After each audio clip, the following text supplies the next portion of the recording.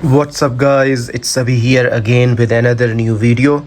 So as you can see in front of your screen that I've got this Wahl trimmer and I just recently purchased. It's one of the best Wahl trimmer in the shops right now.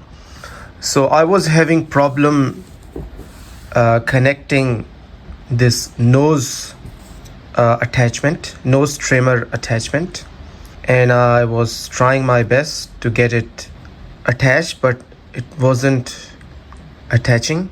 So what I did, I tried a little bit more hard and I managed to successfully attach this nose attachment.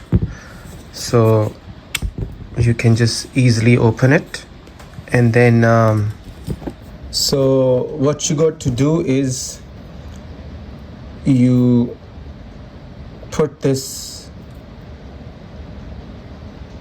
here like this, as you can see. So I was trying all different ways and it wasn't getting attached. So what I did, I did it exactly like this. As you can see, I put this like this here, like this, and then I pushed it inside. That's the way.